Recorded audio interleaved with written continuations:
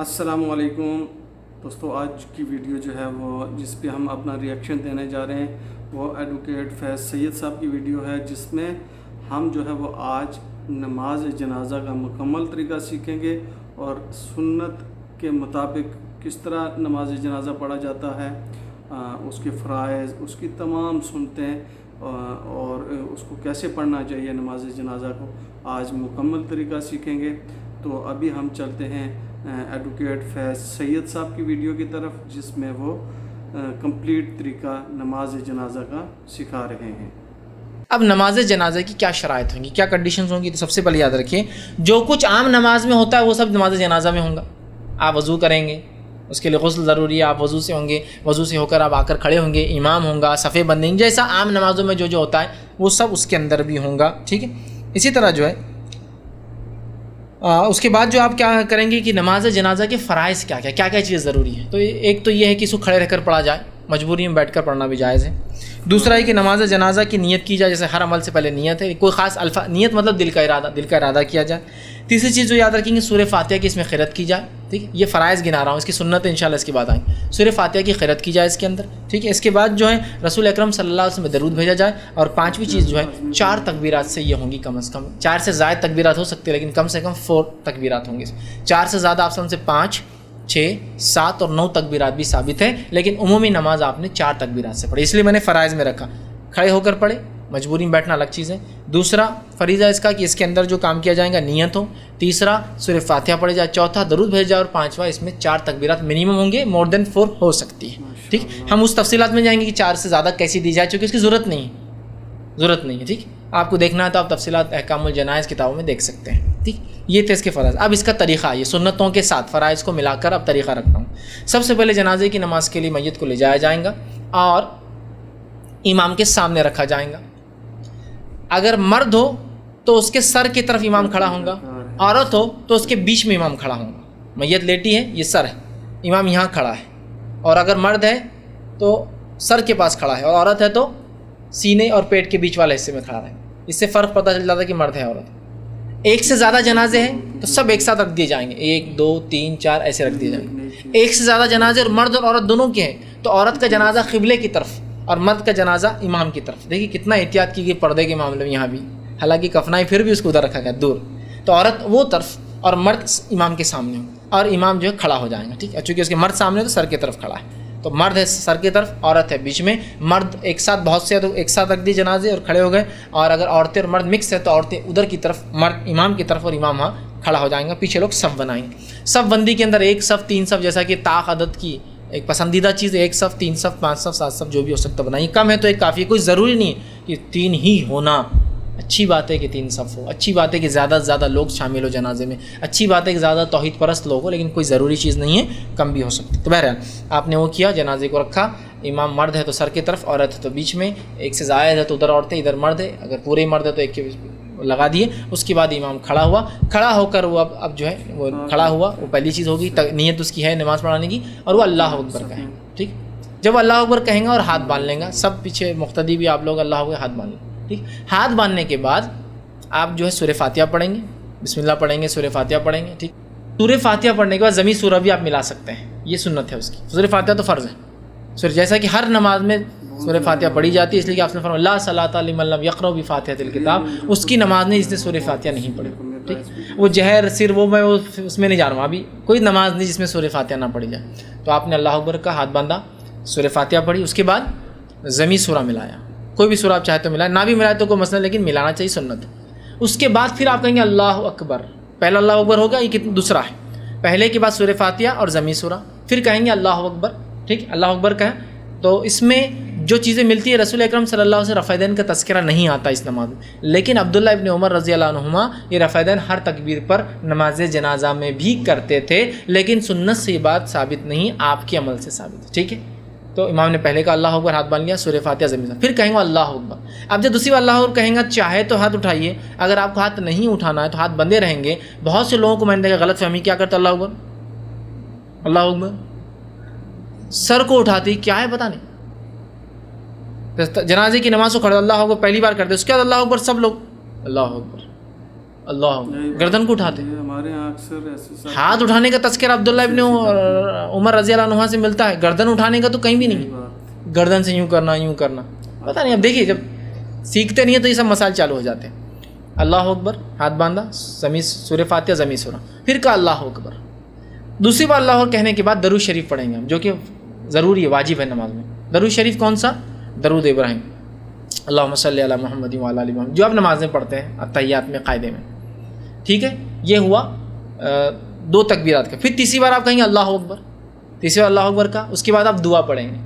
جنازے کی بہت ساری دعائیں ملتی ہیں جو سنت سے ثابت ہیں. 3-4 تو بالکل معروف ہے جو سب کی سب صحیح ہیں. ایک دعا تو ہے جس میں رسول اللہ نے نام لے کر دعا کیا, اللہ فلاں بن فلاں ہے, اس کی میت ہے تو اس کی مغفرت کر بخش دے, وہ بھی آپ چاہے تو پڑھ سکتے ہیں. دوسری دعا یہ کہ آپ نے بچے کے لیے ایک دعا ثابت ہے, آپ نے پڑھی ایک بار, ایک چھوٹا بچہ تھا, وہ دعا بھی آپ پڑھ سکتے ہیں. تیسری دعا جو سب سے مشہور اور معروف ہے جو ہم سب پڑھتے ہیں وہ بھی آپ پڑھ سکتے ہیں. ٹھیک, جو بالکل کامن ہے, ہم سب پڑھتے ہیں اللہم اغفر لی حینا میتنا و شاہدنا و غائبنا و صغیرنا و کبیرنا و ذکرنا و انثا. وہ جو دعا ہے وہ بھی آپ کرتے ہیں, یہ سب سے کامن ہے. ٹھیک, یہ بھی آپ چاہے تو کر سکتے ہیں. دعائیں کی آپ, دعا کے بعد آپ نے پھر کہا اللہ اکبر. ٹھیک, دعا کے بعد اللہ اکبر کا, یہ کتنے بار اللہ اکبر؟ چوتھی بار السلام علیکم ورحمۃ اللہ, السلام علیکم. یہ ہو گیا.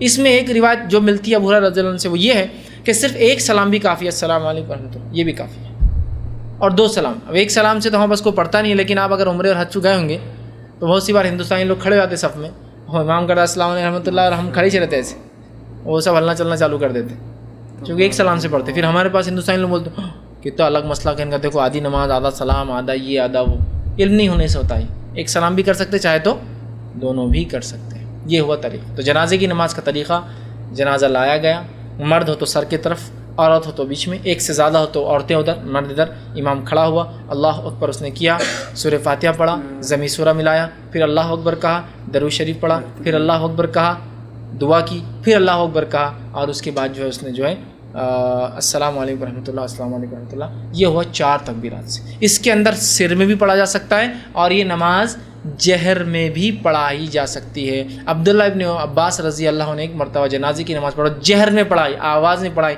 لوگوں نے کہا یہ کہا, تو کہا میں نے اس لیے کیا کہ تم جان لو یہ سنت ہے اور عین حق ہے. اب ہمارے پاس اگر کوئی جہر میں پڑھا دے تو اپنے مسلک میں نہیں نا, تو کیا مسلک سنت سے اونچا ہوتا ہے؟ سبحان اللہ. مسلک ماننا کوئی مسئلہ نہیں, کتاب و سنت میں جو مسئلہ نہ آئے, کسی کی رائے لینا کوئی مسئلہ نہیں, لیکن کیا مسلک کتاب و سنت سے اونچا ہے کہ ہم کتاب و سنت کے مقابلے میں؟ عبداللہ ابن عباس کہہ رہے میں نے یہ اس لیے کیا کہ تم جان لو کہ یہ سنت ہے. کسی نے پوچھا کیا تم تھے رسول اللہ نے جب ایسا کیا؟ تو کہا ہاں میں تھا, اور یہ عین حق ہے, یہ طریقہ. ٹھیک ہے, فتنہ نہیں ہونا بلکہ آپ مت کیجئے, لیکن یہ سنت ہے. یہ بھی سنتوں کو تعصب کی بنیاد پہ مت چھوڑیے, سنتوں کو تعصب کی بنیاد پہ مت چھوڑیے. مجبوریاں ہیں, حالات الگ, تعصب نہیں. ہمارا مسلک کبھی بھی سنت کے ماتحت اور نیچے ہے. اماموں کی رائے یہ کتاب و سنت کے بعد, اقوال صحابہ اور آثار صحابہ کے بعد ہے, ان سے مقدم نہیں ہے. لیکن آج افسوس کی مسلک کو ہم نے شریعت سے مقدم کر دیا, پہلے وہ اس کے بعد سب. بہرحال دونوں ہی طریقے سے یہ پڑھنا درست ہے. تو دیکھا آپ نے کتنا آسان ہے. بہت سی بار جنازے کی نماز بھی پڑھاتے نہیں ہمارے لوگ, اپنے باپ کی جنازے کی نماز بیٹا بولتا میں کوئی سیکھ, کتنا آسان ہے. اب بہت سے لوگوں کا مسئلہ کیا ہوتا ہے, ارے وہ دعا یاد نہیں ہے, اور میت کی جو دعا ہے وہ دعا جو اللہ مغفر لی حینا میت یاد نہیں ہے. اب کیا کرنا؟ تو یاد رکھیے دعا کرنا واجب ہے اور فرض ہے اس نماز میں.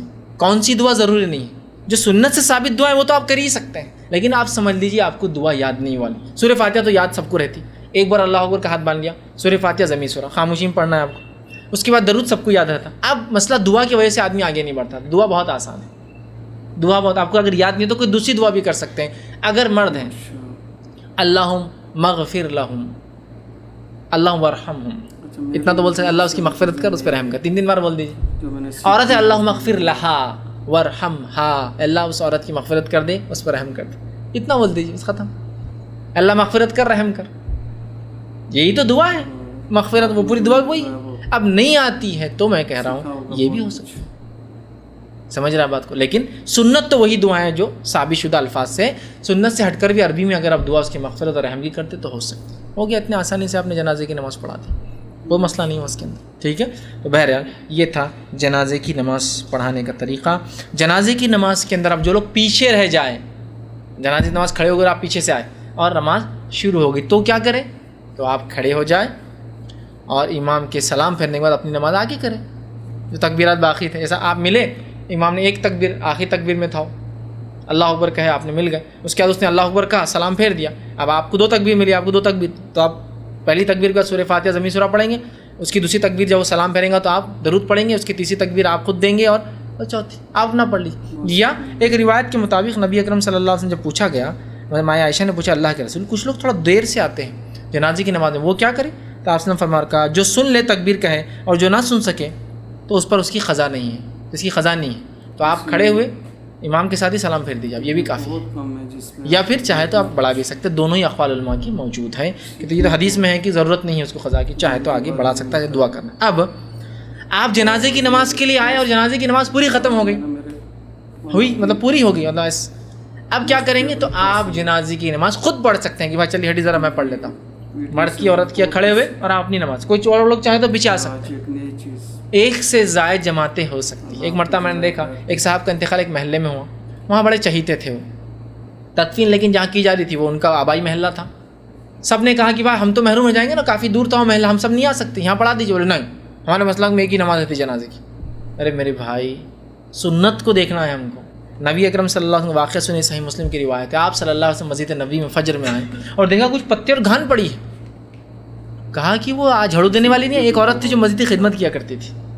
تو کہا وہ جو عورت روز جھاڑو دیتی آ کر مسجد کی, آج نہیں آئی, ایک حبشی عورت تھی, غلام تھی, لیکن اس کو مسجد کا خیال تھا, روز صفائی کرتی تھی مسجد کی. کہا وہ عورت نہیں آئی, تو آپ کو بتایا گیا اور کہا گیا اللہ کے رسول کل رات اس عورت کا جو ہے انتقال ہو گیا ہے, اور انتقال ہو گیا اس عورت کا. آپ نے کہا تو مجھے کیوں نہیں بتایا؟ تو کہا اللہ کے رسول ہم نے سوچا کہ آپ کو کیوں ڈسٹرب کرنا, تکلیف ہوں گی, لہٰذا ہم نے تدفین کر دی. آپ نے کہا کہاں دفنا ہے, چلو مجھے لے کر. تو کہا یہاں دفنا ہے. صحابہ پیچھے چلے, آپ آئے, عثمان ابن عفان رضی اللہ عنہ بھی اس میں شامل تھے, آئے آپ صلی اللہ علیہ وسلم وہاں آئے, قبرستان میں آئے, قبر کے سامنے کھڑے ہوئے اور آپ نے تکبیر باندھی اور صحابہ پیچھے کھڑے ہو گئے جماعت نماز کے لیے. اس کے بعد وہ فرماتے ہیں عثمان, اللہ کے رسول صاحب نے نماز پڑھی اور اتنی دعا کی اس عورت کے لیے کہ میں اپنے دل میں سوچ لگا کاش اس عورت کے بدلے میں مر جاتا اور رسول اکرم صلی اللہ علیہ وسلم میرے لیے اتنی دعا کی اس عورت کی, چونکہ وہ مسجد کی خدمت کیا کرتی. اس سے پتہ چلا مسجد کی خدمت کرنے والوں کو اللہ کے رسول نے بڑا مقام دیا. دعائیں کی اس کی, اتنی دعائیں چونکہ فری سروس دیتی تھی مسجد کو آ کر, روز صفائی کرتی تھی اس. تو آپ صاحب نے نماز پڑھی نا, حالانکہ اس کی جنازے کی نماز ہو چکی تھی, صحابہ نے رات میں جنازے کی نماز پڑھ کے اس کو تدفین کیا تھا, تب بھی آپ نے پڑھی. تو ایسا ہو سکتا ہے فار ایگزامپل میں آپ کے شہر آیا, انتقال کی خبر ملی اور میں آیا آپ سے ملنے انتقال کے لیے, لیکن تدفین آپ کر چکے تھے, تو میں کیا کر سکتا ہوں؟ پھر حال کی بات ہے, یہ نہیں کہ 1 سال بعد آپ جائے کریں, حال میں ہوا, بس میں نکلا بمبئی سے نکلا, اورنگ آباد آیا, لیکن تدفین کر کی جا چکی. اب میں پہنچا تو قبرستان میں پہنچا, تو میں وہاں جماعت بنا سکتا ہوں. اور چونکہ جنازے کی نمازیں قبرستان میں ہو سکتی ہے, قبروں کے بیچ میں نماز نہیں ہوں گی. یاد رکھیں, آپ نے فرمایا قبروں کے بیچ میں نماز مت پڑھا کرو, جیسا کہ آپ جائیں گے اور پوری قبریں اور بیچ میں صفحے بنا دیں قبروں پر, نہیں, وہ تو منع ہے. ایک پھر اکیلا پڑھیں گے آدمی ایک خبر پہ جا کے, چونکہ صفحے بنائیں گے تو خبروں پر کھڑے ہو جائیں گے نا لوگ, وہ درست نہیں ہوگا. اور نماز کے جو اصول ہیں, قبلے رخ, وہ سب وہاں لاگو رہیں گے. یاد رکھیے کہ آپ نے پڑھی تو لہٰذا آپ لیٹ ہو تو ڈبل جنازے کی نماز ہو سکتی ہے. وہاں بھی وہ صاحب کی ہو سکتی تھی اپنے محلے میں, اور آبائی محلے میں بھی.